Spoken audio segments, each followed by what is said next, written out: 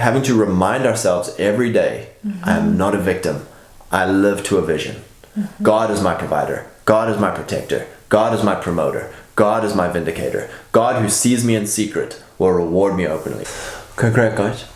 Great guys. So, full disclosure, I had dental work done, so if my expressions are funny, that's what Botox does to you. It's not Botox. Similar concept. No. So, don't be a victim to Botox. Yeah. Botox will victimize you. One of the biggest things that I've had to battle with in my life is the programming pushed on me to be a victim. In our generation, we have had a severe brainwashing of it's not your fault, it's someone else's fault, blame, blame, blame. And a lot of resentment is stirred up when people are victims of someone else. And a victim is by nature powerless, so if you have power to act, you are powerful. Therefore, not a victim. Yeah. And so the biggest lie that the devil can tell you is that you are powerless. You're powerless to act. You're a victim. You're a victim of other people. You have no control. You have no... it's all you other people's fault. You cannot help yourself. Yeah, you can't help yourself. And so one of the most powerful... who sang that song?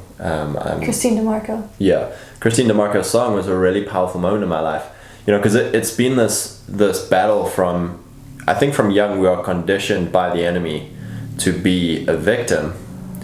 And so a victim of, other people, a victim of yourself, a victim of your past, a victim of your shame, a victim of any number of things that you can be a victim of. And the words from that song where she sings, I am no victim, I live with a vision. Huge, huge tool. So much so that I've written that down everywhere. Because it's such a reframing tool of, I am not a victim, I live with a vision. Now the thing about a vision is that you have power to pursue a vision. And I think that's so much where faith journey comes in, because often people, faith is, one of the questions you asked is, which of these decisions would require God? Yes. And a lot of people, instead of having faith for something, they're like, oh, well, I can't do it, so I'm a victim.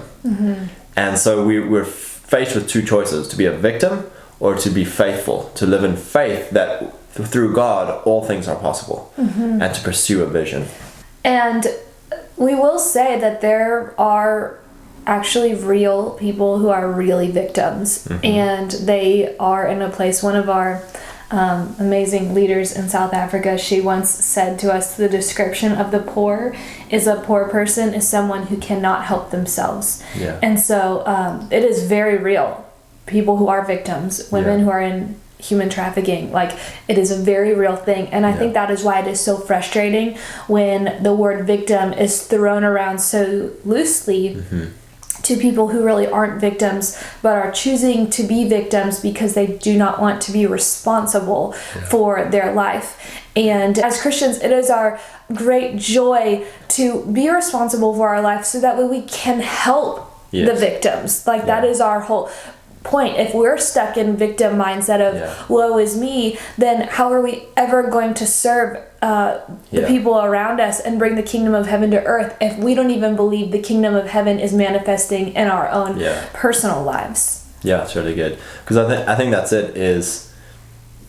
a great definition that one of the poor is someone who cannot help themselves. And we are described as poor in spirit. And that makes so much sense. Like, oh my gosh, like we couldn't help ourselves in our sin nature. Yes. And that's the very nature of Christ, is that he came to us who are poor in spirit and made us rich, made us powerful, made us complete, made us whole in spirit. So through Jesus, we are no longer victims. We are no longer condemned. We are no longer slaves. We are now called son, bride, friend. I love it when Paul says, I am a bond servant, I am a slave of Christ, because he's saying my body, my flesh, I am making myself slave to Christ, but in the spirit. So in the flesh, it is good to be a slave of Christ. In the spirit, we are called son, we are called bride, we are called friend, because of what Jesus did when we were poor in spirit. And because we believe that the spirit world is dominant over this physical world around us, we therefore we live from that place of victory, even though our circumstances may not show that we are victors. And I think that is so much of the demoralization and the deception that the enemy uses against us, is he says, well, if you just go on Instagram quickly and look at everybody else, they're prospering. They have what you don't. You should covet what they have. You should have envy and greed. And then we get into this place of victimhood. And I'll tie into that. A lot of times the enemy will speak in first person, so he will sound like, I need that, or and you'll think it's your own thoughts, but it really is like the enemy tempting you with covetousness and greed and envy. Yes. And so one of the biggest tools to overcoming a victim mentality is to declare, I am no victim. I live with a vision. And a vision requires faith. Yes. What am I going for? What do I have faith for? What makes me excited to be alive? What do I have faith that God has made me to do? And to start pursuing that place, you know, it is a easy thing to do, to blame other people. That was a great example. It was like, who are people who are real victims? It's people who are literally slaves, literally being sex trafficked. Children are slaves. They have no rights. They are completely controlled by their parents. So if you are as a child being abused, you are a victim. Yes. If you as a lady have been trafficked, if even guys are trafficked as slaves, there's a huge slave trade in Asia and the Middle East right now that no one really talks about, that people are literally enslaved. And so in America right now, the most what a lot of people will consider the most marginalized person in America has more opportunity, more power to act out a vision than anywhere else on earth. Yes. And so I would just encourage you and thankfulness, I think, is a huge part of that. Contentment, thankfulness, being like, wow, Lord, like, we're alive. We have a roof over our head. We have food in our stomachs. We have family and friends. We have time, and just being thankful for the things that we have is totally incompatible with victimhood. I would be in a place of victimhood if I said, well, this person owes me this. You know, so that's another huge thing that we really went through last year, was nobody owes us anything. You know, if we truly believe that Jesus died to set me free from my sins, from my debts, what right do I have to hold debts and hold sins on other people? Yes. You know, so often you can look at people who are richer than you, more powerful than you, and be like, they owe me. They owe me this, and this. They owe me that, and that.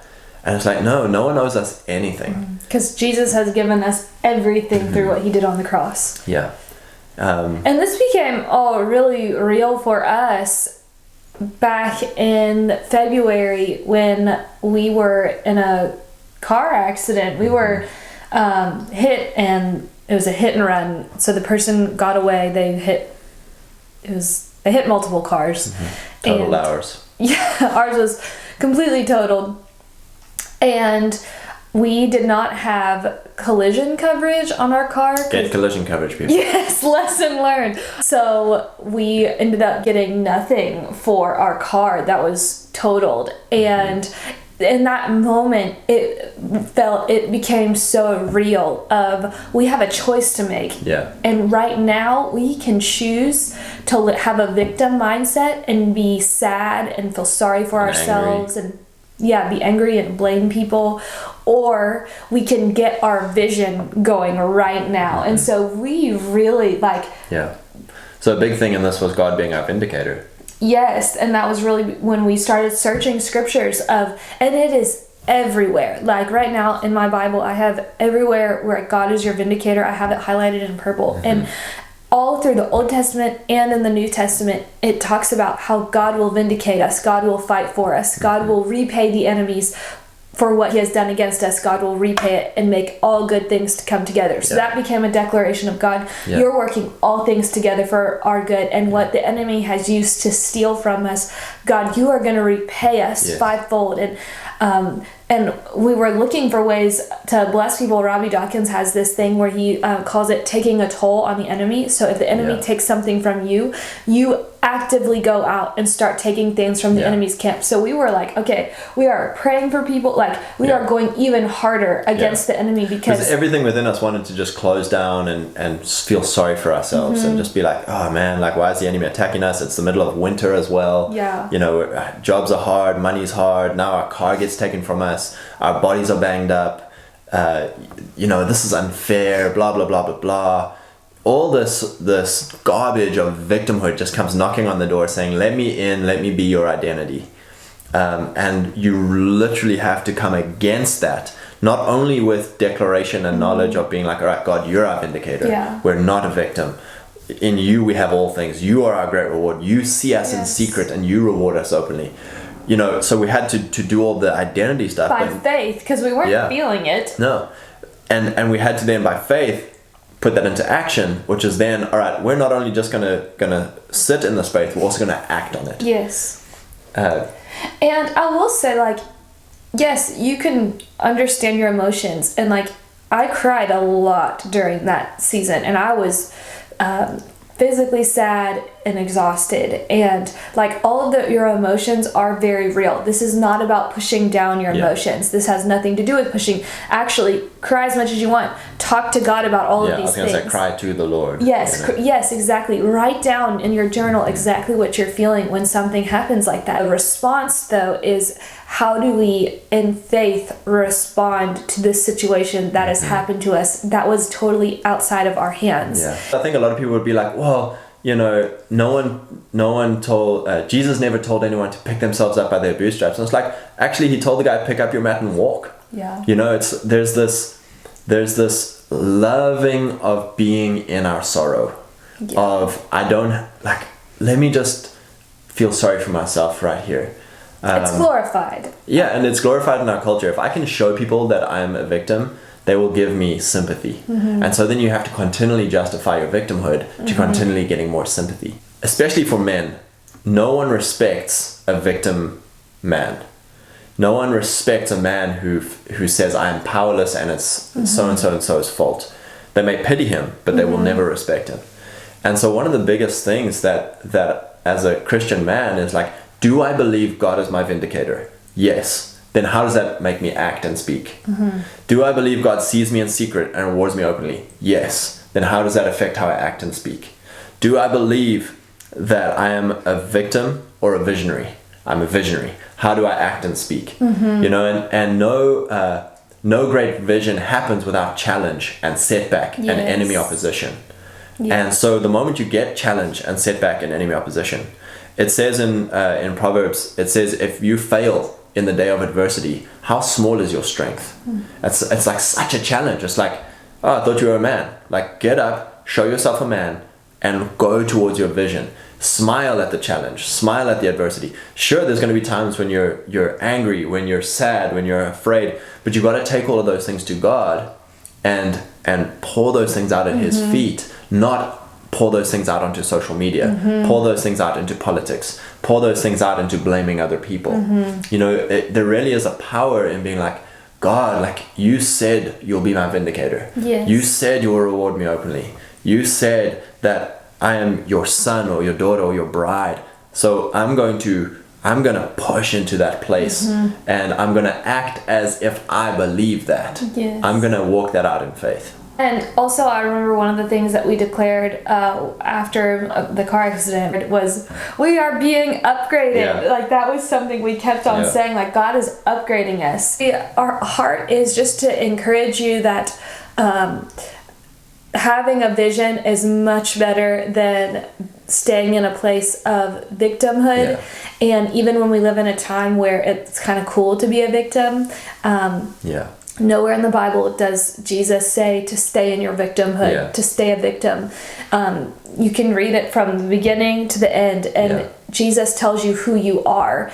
And as Christians, we don't have time to waste being victims. There are real people that are going to hell, and if we are so focused on ourselves, then we're not going to be available for God to use us to send us out and bring the kingdom of heaven to earth. And I'd say that politically as well, because I think a lot of people have government as their God. Yes. And so government must vindicate me. Government must provide for me. Government must protect me.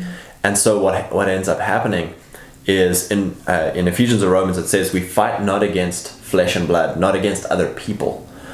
We're fighting against principalities and powers. The devil, the enemy, the true enemy is principalities and powers in spiritual places, which are controlling other people. Yes. And so if we say, oh man, like I hate this type of people, I hate that type of people, you're sitting in this identity of victimhood to their actions and responses. But if we go, all right, Lord, like you're my vindicator, I don't have to justify myself to people. I don't have to defend myself to people. I don't have to go out and hate other people. The real victims are people who are oppressed and abused by principalities and powers. And they're manifesting out against you, because if you're living in victimhood and someone comes along who's a visionary and is powerful, you are going to hate that person because he's going to challenge you to come out of your victimhood. Especially people who are inspirational in so far as, man, you know, I have no arms and no legs, and here I am living my life, and I have a beautiful wife and children and doing my thing. And it's like, well, how dare he do that? Because I've got 2 arms and 2 legs, and I'm not doing that, and so I hate him. Or, you know, someone who is earning very low income but has a wonderful family and a wonderful life and is just carrying on and has no resentment to anyone else and is content with his one car and his, you know, just content with their lifestyle. Like, I've got to hate that person because I'm not content with my lifestyle. And so we end up hating people rather than dealing with the principality and the power. And I'd say it's a huge false target that is put on us every day by the media.